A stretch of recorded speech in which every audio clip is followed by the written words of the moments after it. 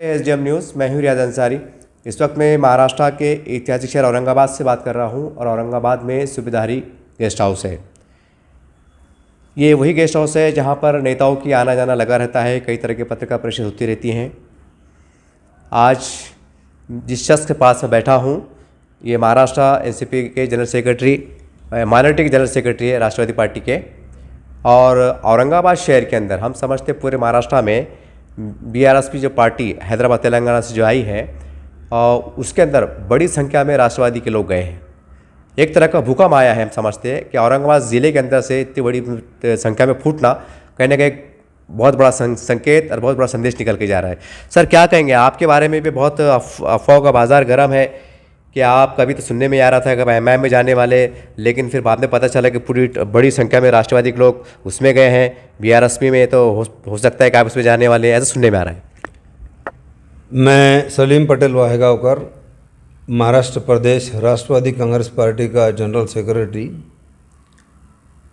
आज आपने जो सवाल किया है वो सियासी मामले में जो चल रहा है आज, जैसे कि हमारे राष्ट्रवादी के बड़े पदाधिकारी थे मौलाना खदीर साहब, जिन्होंने उसमें प्रवेश किया है, और चर्चाओं का बाज़ार तो गर्म रहता ही है क्योंकि पार्टी नई नई है, लोगों का अपना एक इंटरेस्ट था। जिस तरह से मजलिस के बारे में स्टार्ट में जैसा लोगों में एक जुनून आया था, लोग उसमें शामिल हो गए थे, और अब हालात के साथ साथ सियासी माहौल भी चेंज हो रहा है, तो लोगों में एक उत्सुकता बनी है। लोग जा रहे हैं, उनकी अपनी जवाबदारी चल रही है।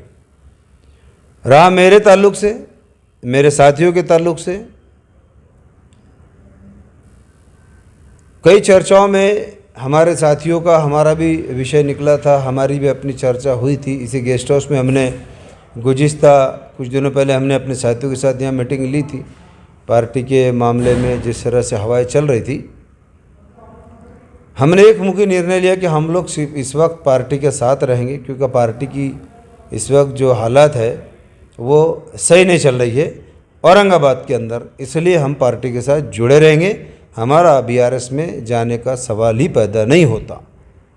वजह ऐसी है कि मेरे साथी पिछले 23-24 साल से एक साथ पूरे पार्टी के झंडे के तले खड़े हैं। हर सुख दुख में हम पार्टी के साथ खड़े हैं, इसलिए हम फिलवक्त पार्टी छोड़कर जाने का हमारा कोई मंशा नहीं है। सर, आज हम अखबार में देखा है हमने कि अजीत दादा पवार के बारे में भी काफ़ी बात चल रही है कि पता नहीं वो कब छोड़ देंगे, क्योंकि महाराष्ट्र ने वो मंजर भी देखा है कि जहाँ पर एक रात के समय गठजोड़ हो जाता है, शपथ ली जाती है, तो करके लोग भरोसे भी नहीं आ रहा कि भाई जो अफवाह चढ़ रही है तो कहीं सही ना हो जाएगा, अजीत दादा जो है तो चले जाए पार्टी छोड़कर। ये भी सुनने में आ रहा है। पिछले हफ्ते भर से ये गोदी मीडिया जो चला रही है कि अजीत दादा पवार जो है बीजेपी में जाएंगे और मुख्यमंत्री बन जाएंगे, क्योंकि अभी जो 15-16 लोगों का जो मैटर सुप्रीम कोर्ट में चल रहा है, अनकरीब उसका निर्णय आने वाला है। उसको देखकर गोदी मीडिया ने वो सारा एक बवाल खड़े कर दिए कि भाई राष्ट्रवादी और बीजेपी मिलकर सरकार बनाएंगी और अजीत दादा मुख्यमंत्री बनेंगे, ऐसा उन्होंने हवा चलाई, जिससे एक अलग तरह से माहौल क्रिएट हो गया था। लेकिन चूँकि कल अजीत दादा पवार साहब ने, क्योंकि हमने भी कांटेक्ट किया पार्टी के वरिष्ठ नेताओं से कि ये चल रहा है, ये क्या मामला है, लोगों में बेचैनी है, ख़ास करके औरंगाबाद के अंदर। तो पार्टी के वरिष्ठ नेताओं ने कहा कि ऐसा कुछ नहीं है, ये अफवाह चल रही है। अजीत दादा पवार साहब ने भी जो है परसों के दिन उसमें स्टेटमेंट दिया, कल भी दिया कि भाई ये ऐसा कुछ नहीं है, मेरे विरोधियों ने ये हवा चलाई है, मैं पार्टी का हूँ और पार्टी में ही रहूँगा, ऐसी अफवाह जो फैल रही है उसको ध्यान न दे, बल्कि राष्ट्रवादी के साथ मैं निष्ठा से खड़ा हूँ। सर, समाचार पत्रों में छपा है कि मुंबई महानगर पालिका के जिस तरह से एक हाई कोर्ट के ऑर्डर आए हैं, मतलब उनका निर्णय लगा है कि भाई आप के ओबीसी को लेकर, फिर बाद में आज के समाचार पत्रों में छपा है कि उद्धव ठाकरे साहब सुप्रीम कोर्ट में जाने वाले हैं जो प्रभाग रचना को लेकर। तो क्या आपको लगता है कि ये उसको लेकर हमारे औरंगाबाद शहर के भी नगर पालिका चुनाव लग जाएंगे? नहीं, देखिए, महानगर पालिका औरंगाबाद के चुनाव तो बहुत पहले होने वाले थे, लेकिन matter supreme court high court में पेंडिंग होने की वजह से ये नहीं हो पा रहे हैं। अब रहा साल ओबीसी का मैटर जो है, उसमें लड़ाई तो जारी है, कब कमतरता कभी ज़्यादा। और कल जैसा कि आज महाविकास अघाड़ी के जो प्रमुख है उद्धव जी, जिनका स्टेटमेंट आया कि वो सुप्रीम कोर्ट जाएंगे बम्बई के मैटर को लेके, तो बराबर है ना। ये सरकार आ रही अपना निर्णय बदल रही, वो सरकार आ रही अपना निर्णय बदल रही, जो पहले हुआ था उसमें फिर आगे पीछे हुआ। तो कहीं ना कहीं ये एक तरह से जो है सियासी उसमें गेम, जंपिंग गेम चालू है। और ये मामला जो है ऐसे टलता टलता ऐसे ही चलेगा और म्यूनसिपल कॉरपोरेशन से पहले विधानसभा महाराष्ट्र की लग जाएगी। सर, जैसा औरंगाबाद में आपको तो पता है कि राम मंदिर के पास दंगल हुआ था रामनवमी के दिन, तो उसको लेकर भी बहुत विवाद चल रहा है, बहुत तरह की राजनीति चल रही है। और औरंगाबाद में अभी हाल ही में जो तो महाविकास अघाड़ी का एक बहुत बड़ा जलसे-आम हुआ, जिसमें कांग्रेस है, राष्ट्रवादी, शिवसेना पार्टी शामिल रही। सर हम भी समाज में घूमते हैं, लोगों का कहना है कि जब चुनाव आता है तो आप चुनाव के समय हमारे पास आएंगे।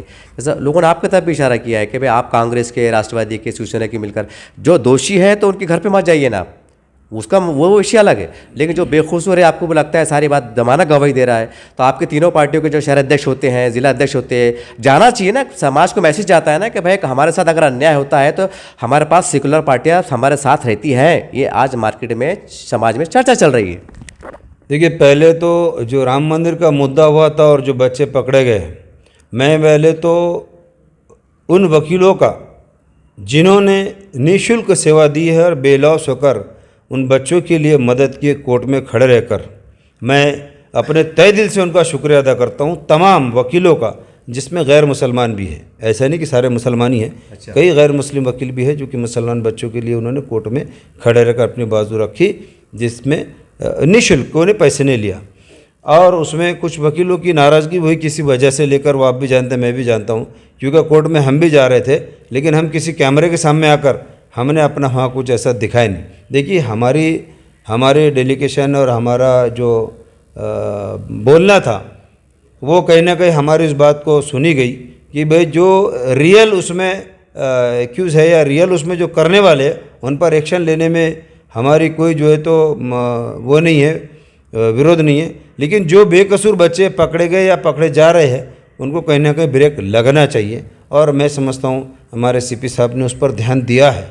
और अब कहीं जाकर मामला थोड़ा सा वो जो क्या बोलेंगे उसको, लोकेशन में आ गए, इसमें आ गए, वो मामला थम गया है। हम उनके लिए शुक्रगुजार है पुलिस डिपार्टमेंट के।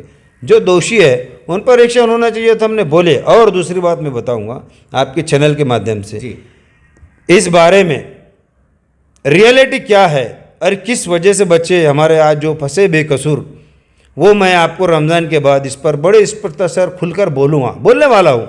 मैं रमज़ान में ही बोल सकता था लेकिन मैं हालत को देखते हुए नहीं बोल पाया, लेकिन मैं खुलकर बात करूंगा रमज़ान के बाद कि ये बच्चे हमारे क्यों गए, किस कारण से गए, वो मैं आपको बोलूँगा और 100% बोलूँगा। और जब मैं किसी चीज़ को बोलता हूँ तो एकदम प्रैक्टिकल बात करता हूँ और सिरे से लेके पूरे तक उसके पीछे मैं इंशाल्लाह लगा हूँ।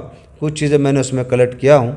मैं रमज़ान के बाद बच्चों के बारे में और राम मंदिर के दंगे के बारे में रियल में हकीकत के मुद्दे पर बात करूंगा। जो हमारे बेकसूर बच्चे अंदर जो सड़ रहे हैं, किस कारण से सड़ रहे हैं, वो मैं आपको बताऊंगा। सर, आपकी बात से तो ऐसा लग रहा है कि इसके अंदर एक बहुत खतरनाक गहरी राजनीतिक साजिश की बू आ रही है। आपको ऐसा लग रहा है आपकी बात से ही सुन के? मुझे तो मैं बता रहा हूँ ना आपको, मैं बहुत गहराई से उस मामले को स्टडी किया हूँ, क्योंकि मैं तो रहने वाला हूँ किराड़पुरे का हूँ जी। उसमें जिस तरह की भूमिका यहाँ पर ली गई है उसको देखकर ऐसा लग रहा था कि शायद मानो किराड़पुरे के लोगों से, रहमाने के लोगों से और मुस्लिम बेल्ट से ये कोई बदला लेना चाह रहे थे, सियासी बदला, जिन्होंने ऐसे ऐसे स्टेटमेंट दिया है जिसकी वजह से वो बच्चे हमारे फंसे हैं। तो मैं अब उस पर आज नहीं, मैं कल उस पर ज़रूर ईद के बाद ज़रूर बात करूँगा और हकीकत को सामने लाने की कोशिश करूँगा। हुआ तो मैं खुद इसके लिए रोड पर आकर बैठ जाऊँगा जब तक ये मामला क्लियर होता नहीं और सच्चाई सामने आती नहीं। सर, जो बेकसूर बच्चे हैं, जैसा जिनके बारे में गवाही दी जा रही है, जिनके घर में कमाने वाला कोई नहीं था, सारी बात थी, बहुत से लोग घर किराए के हैं, लोगों में मैं बात खुल के कह रहा हूँ साहब, जैसा आप राष्ट्रवादी के हैं, कुछ कांग्रेस के हैं, कुछ शिवसेना के हैं, भाई ठीक है भाई, कुछ शरारत हो सकते हैं, हर समाज में चंद 5% लोग बदमाश रहते, सबको पता है। लेकिन अब जो उनकी स्टडी तो हो गई, काफ़ी रिपोर्टें पे आ गई, कुछ राष्ट्रवादी की तरफ से मतलब सब जो शहर अध्यक्ष है, जिला अध्यक्ष है, अमुक है, ढमुक है, सबकी तरफ से भाई 2 लाख हमारी तरफ से, कांग्रेस वाले की तरफ से 2 लाख, शिवसेना वाले की तरफ से भाई देखो हम जातिवादी पार्टी नहीं, ये लोग कह रहे हैं ऐसा। तो आपको लगता है कि जिस तरह के लोग कह रहे हैं सही बात है या ऐसा होना चाहिए? बिल्कुल सही बात है। हमारे महाविकास आघाड़ी ने इस पर सोचना चाहिए कि जो बेकसूर बच्चे अंदर गए हैं उनके परिवार को कहीं ना कहीं आर्थिक दृष्टिकोण से मदद होना चाहिए। ये बिल्कुल बात आप जो बड़े बराबर है और लोगों की जो सोच है, इंशाल्लाह हम उसको कहीं ना कहीं मदद करने की निस्बत से कदम उठाएंगे और हमारे नेतागण को हम इस बारे में बोलेंगे कि भाई ये जो लोग घर से गए हैं, जो बेकसूर पकड़े गए, जिनके कमाने वाले सिंगल है, जिनकी माएँ परेशान है, जिनकी बहनें परेशान है, किसी की बीवी परेशान है, तो कहीं ना कहीं उनकी मदद होना चाहिए। ये बात आप दुरुस्त फरमा रहे और ये होना चाहिए और इंशाल्लाह इसमें हम कदम उठाएंगे ज़रूर।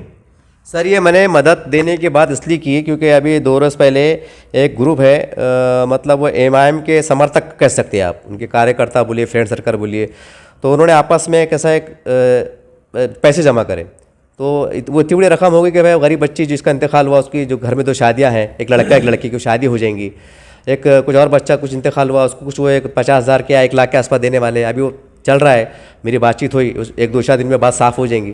तो सवाल ये है कि जब एमआईएम के समर्थक, यानी एमआईएम के उसमें कोई बहुत बड़े लीडर कार्यकर्ता शामिल है, एक रहता ना ग्रुप समर्थक जो बोलते हैं कहीं ना कहीं, लेकिन सामने भी नहीं आता है, तो वो लोगों ने खुल के कहा है कि भाई देखो हम पार्टी लाइन अलग है, हमारा ग्रुप अलग है। तो मैंने सोचा कि जो एमआईएम को समर्थक चाहने वाले हैं वो पैसे जमा कर सकते हैं, आप तो पार्टी के हैं, कांग्रेस के पार्टी के है, शिवसेना के पार्टी के है, और ये बोलते हम जातिवाद भी नहीं करते, ये बोलते कि उस जब इलेक्शन के आएगा तो शिवसेना भी ऐसा दम खम से बात करेंगे कि भाई बीजेपी आपकी दुश्मन है और हम आपके सच्चे दोस्त हैं। अब सवाल ये है कि कम से कम 5 बच्चे तो बेखुश होंगे, कुछ तो आपको आइडिया होगा ना।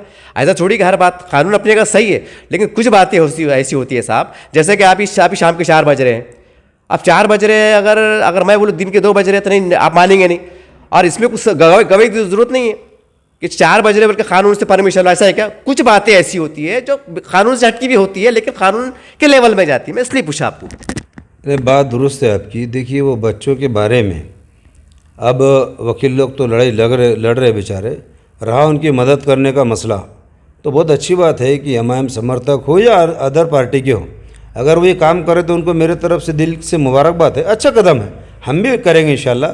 देखिए सियासत हो या दीन का काम हो, कुछ दिखावे के लिए नेक काम करना पड़ता और कुछ छुप के काम करना पड़ता, तो हम लोग कुछ काम छुप के करते हैं, कुछ दिखावे के लिए करते, तो हम क्या कर रहे हैं ये हमारा रब जानता और हम जानते हैं, और उस बात को हम जाहिर तो नहीं करेंगे, लेकिन हमने अपने लेवल पर क्या किया है और क्या नहीं किया है ये वक्त आने पर इंशाल्लाह। मेरे अपने ताल्लुक से, मैं अदर की बात नहीं करता हूँ कि नहीं क्या मैंने अपने ताल्लुक से किसकी क्या मदद किया हो, ये वो लोग खुद बताएंगे जिनके पास हम गए या वो हमारे पास आए। हम किसी का नाम उजागर नहीं करेंगे, हमने अपने लेवल से, मैंने अपने लेवल से, मेरे परिवार के लेवल से क्या मदद करना चाहिए उनको किया हूँ, उसमें पार्टी का कोई सब्जेक्ट नहीं है। सर अब वही अपना सियासत पे आ जाते हैं। बीआरएस जो पार्टी आई है तेलंगाना से, और राष्ट्रवादी है, कांग्रेस है, यहाँ एमआईएम भी है, और क्योंकि आपकी राय बड़ी बेबाक रहती साहब, बोलते हैं ना कभी कभी कहावत है कि एक 10 साल का छोटा बच्चा भी बहुत काम की बात कह देता है जो बड़े बड़े लोग नहीं कहते।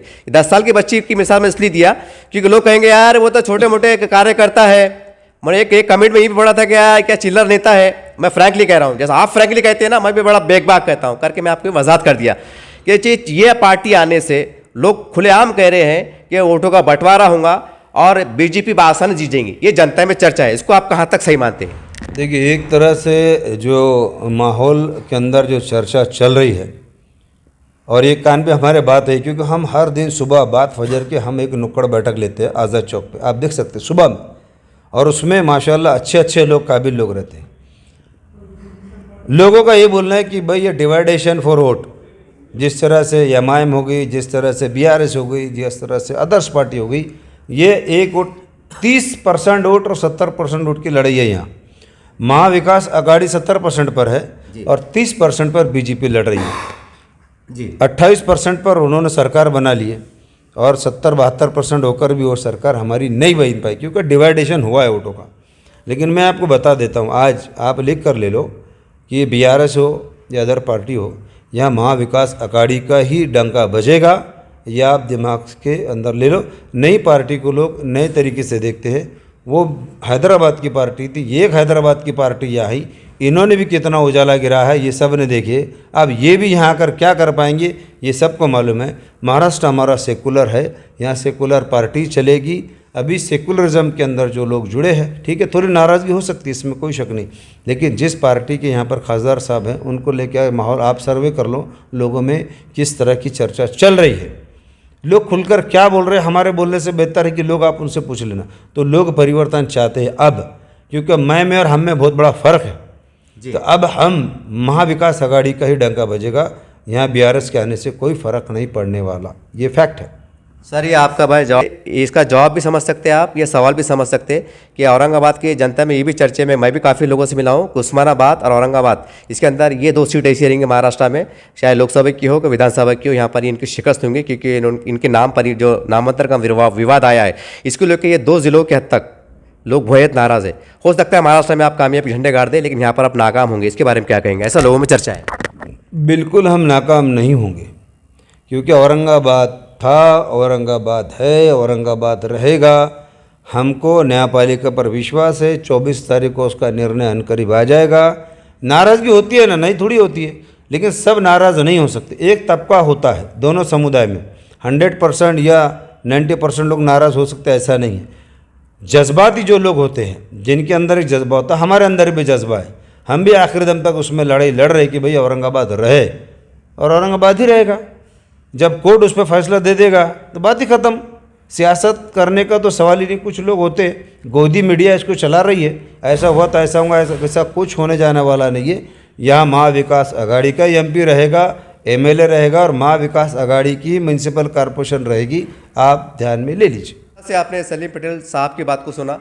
एक अफवाह का बाजार चल रहा था कि सलीम पटेल साहब भी एक बड़ी संख्या में अपने कार्यकर्ताओं के साथ, लाओ लश्कर के साथ बीआरएस पार्टी में शामिल हो जाएंगे, ऐसी अफवाह चढ़ी थी। आज हम समझते हैं इनके जवाब सुनने के बाद इन बातों को विराम मिल गया होगा, और बातों बातों में हमने जो राम मंदिर के बाद दंगल हुआ था उसके बारे में खुलकर विस्तार से बात की, और सबकी एक ही मत है कि जो दोषी है, चाहे कोई भी हो, उसको कड़ी से कड़ी सज़ा मिले, लेकिन जो बेकसूर है बाद में सिद्ध हो जाता है, ऐसा लोग गवाही भी दे रहे हैं, तो कम से कम ऐसे गरीब परिवार को मदद मिलना चाहिए। और सियासी पार्टियों ने, जिसमें राष्ट्रवादी भी आती है, कांग्रेस भी आती है, शिवसेना भी आती है, क्योंकि ये लोग माइनॉरिटी के जो भी समाज पे कुछ लोग हैं, उनके नाम पे चुनाव लड़ते हैं, उनके इलाकों में जाते हैं, प्रचार सभाएं होती हैं, सारी बातें होती हैं, तो कड़वा सच है। तो आज लोग कह रहे हैं कि भाई ये पार्टियां ने कम से कम जो बेकसूर है, जो एकदम गरीब है, उनके दरवाजे तक आना चाहिए और विश्वास दिलाना चाहिए। अगर आपका बेकसूर बच्चा है तो हम आपके साथ खड़े हैं, अगर कसूरवार है तो न्याय उसको साथ जो है तो कानून अपना काम करेगा। इतने भी 2 अल्फाज आप बोल दिए तो घोड़ा उधर सामने आ जाता। आप बिल्कुल आप सामने नहीं आ रहे थे, लोग शक कर रहे हैं कि यार मुसलमान इतने गए गुजरे हो गए कि आप हमारे पास कम से कम पूछने नहीं आ सकते, जबकि लोग खुद बोल रहे। एक परिवार ने यहाँ तक बोला, अगर मेरा बच्चा, मेरा घर का आदमी अगर दंगे में शामिल है तो उसको चौराहे पे लाके फांसी दे दो। ये उसकी महिला ने औरत दी, महिला का बयान है, बहुत बड़ी बात है। लोग खुद कह रहे हैं कि हमारे बच्चे अगर कसूरवार है, उनको कड़ी सजा दो ताकि कोई दोबारा घटना ना हो। लेकिन सवाल ये है कि जो शक के दायरे में बेकसूर है, कम से कम एक इंसानियत के नाते आप पूछ तो सकते कि हम राष्ट्रवादी के हैं, हम कांग्रेस के हैं, हम शिवसेना के हैं, हम आघाड़ी के हैं, हम बहुत ताकत रखते हैं, बहुत बड़े वादे भी करते हैं, चर्चाएं भी करते हैं, आपके पास एक सहानुभूति के तौर पर आए हैं, बाद में जो होगा कानून अपना काम करेगा, लेकिन एक हम आपके साथ में हैं, ये आप फिक्र मत करो। आप कानूनी तौर से जो भी लीगल वाइज जो मदद हो सकती है हम आपके साथ है।